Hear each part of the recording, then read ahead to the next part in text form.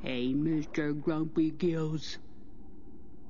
When life gets you down, you know what you gotta do? I don't want to know what you gotta do. Just keep swimming, just keep swimming, just keep swimming, swimming, swimming.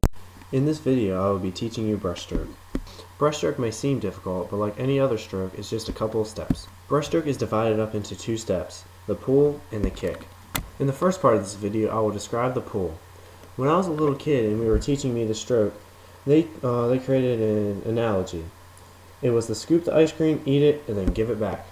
And I'll describe how each of these relate to breaststroke. In the first part of the breaststroke for the pull, we call this the scooping the ice cream. Like every other first step of the strokes, you want to have both your hands out in front. As you are doing this, you want to have both of your palms away from your body and your elbows bent at a 90-degree angle. This may seem weird at first, but as you progress along to the other steps, it will make more sense. In the second step of breaststroke, this is called eating the ice cream. In this step, you want to keep your elbows up and lean forward, and then bring your palms towards your torso. This is where the eating the ice cream comes from. Your head is dropped down to your hands.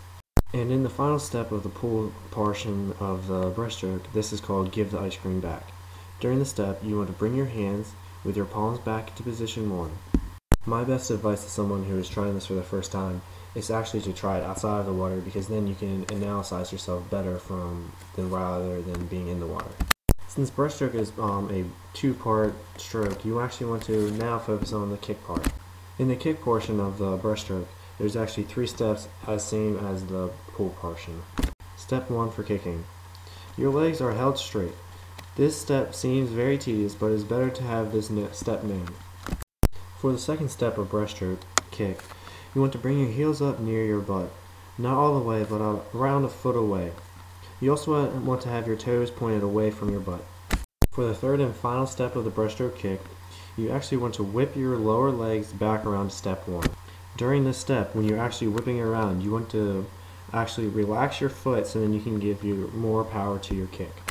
After you have reviewed both parts of breaststroke, you want to practice them separately. When you're first practicing the first part of the pull, you want to forget about your legs and just let your legs dangle. Sometimes the facility you swim at may provide pull buoys which make your legs float up and helps you just work on the pull. Now when you're working on step 2, you just want to put your arms back in step number 1 and keep them there. This will let you focus just on the kick part. Now when you put breaststroke together, this is what it should look like for the underwater portion.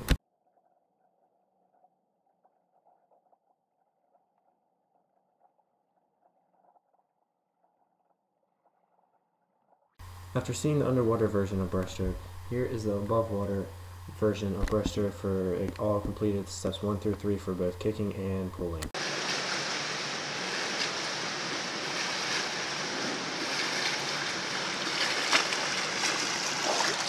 To end this video, I want to show you how breaststroke is swam in a competition.